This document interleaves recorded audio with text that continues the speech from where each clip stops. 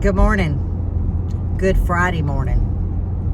Cold Friday morning. The sun's bright, so I hope it doesn't bother you guys. It's bothering me, but I keep my head up. A lot has happened in the last 48 hours. I think the post that I did, the community post, was Wednesday morning. The praise report that my brother was coming home, and that he did, and he was extremely weak. Okay, and they had ordered rehab and home health. Well, as Wednesday progressed, he didn't to the better. But we said, you know, his body's weak. It's going to take a little while. Yesterday morning, Thursday morning, about 7 o'clock, we got a call from a home health nurse who is a friend of his that went by to check on him and called us both. This is about 7 o'clock in the morning. Said something's not right. He doesn't look right. So instead of going about 9, we abruptly took off. Well, yesterday morning at 9 a.m., which was 23 hours after he was home on Wednesday, so he hadn't even made it 24 hours. I was calling an ambulance because his stats were not good. So the ambulance picked him up, and off to the hospital we went. Now he's at the hospital that Buddy was at, where Buddy had his open heart surgery. And they started running a whole bunch of tests, IVs. Actually, let me back up. My brother's never been on oxygen, but he was sent home Wednesday morning with oxygen. And when I asked about it, they said, well, his numbers are low. It's odd he didn't have oxygen in the hospital. And I say that because it's in direct connection to what I'm fixing to tell y'all. Mid-afternoon yesterday, all these tests come back that he was diagnosed with COVID pneumonia. And that's why I said, okay, that answered a lot of my questions. So why was he released with oxygen when he didn't have it in the hospital? To me, that would be an indication to say, whoa, we're not discharging you, something's wrong. Today is Friday. He is in ICU. They did it's been about an hour. I'm actually headed home. And then I'll go back later. But they actually was able to take him off the BiPAP.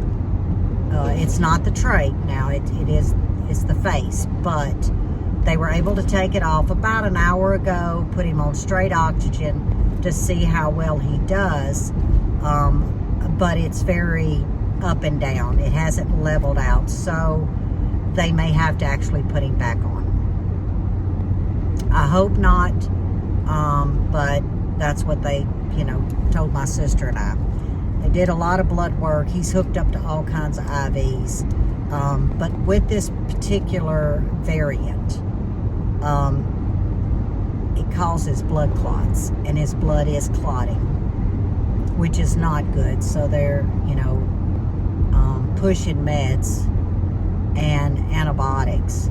But the one med is to thin his blood as much as possible. So he is back in the hospital in ICU with COVID pneumonia. And that's what has happened in the last 48 hours. But I wanted to touch base. It was much easier for me to do our weekly drive-in chit-chat than to post on the community post. it's just easier. I'm driving, so I want to visit with my friends too.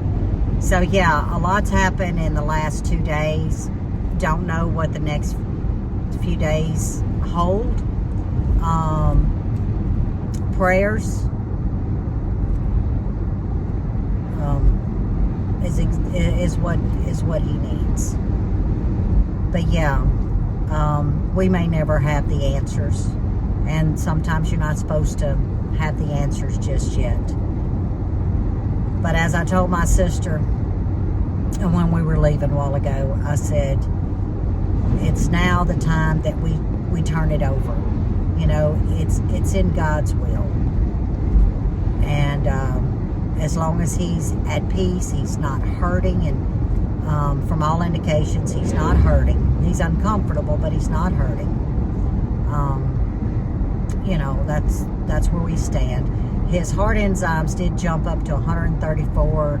They're supposed to be 40 to 50. When I inquired on that, because that shows that there was some kind of stress to the heart, which could indicate a heart attack. But with this particular variant, they say it's very common for the enzymes to escalate like that. No other problems that they see at the moment, but COVID pneumonia. So obviously he caught it in the hospital.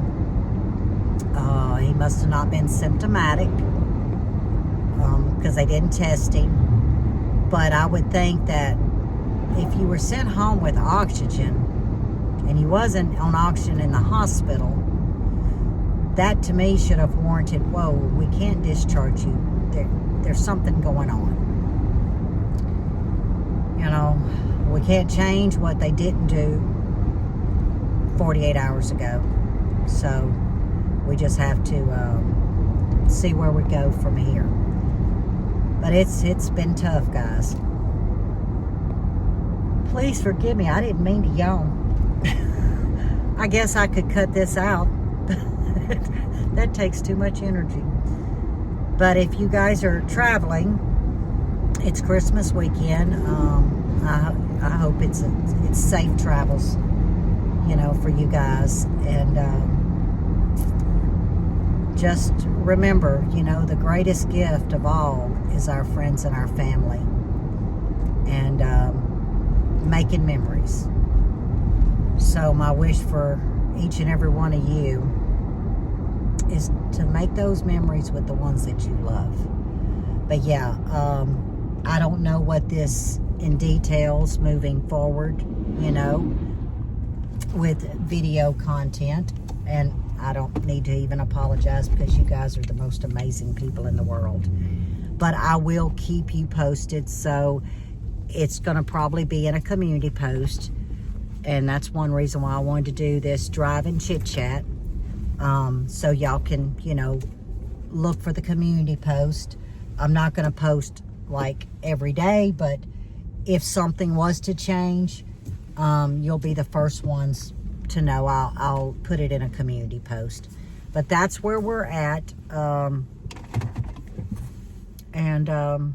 just pulled in to get some more bleach. I just feel like I need a lot of bleach in the house. I don't know why. My sister actually said I'm going to get me some more bleach too. You know, it just kind of gives you the... Now, we were masked and gloved. We wasn't, though, Wednesday or yesterday morning. Or even the afternoon. It was late afternoon when they diagnosed him. Yesterday afternoon, Thursday afternoon. So, that's where Lippy's been. Yeah, so just look for a community post for any updates. But a prayer my brother's way would be greatly appreciated. But as always, stay safe, stay well, and God bless. And I will see you guys on the next one. Bye, y'all.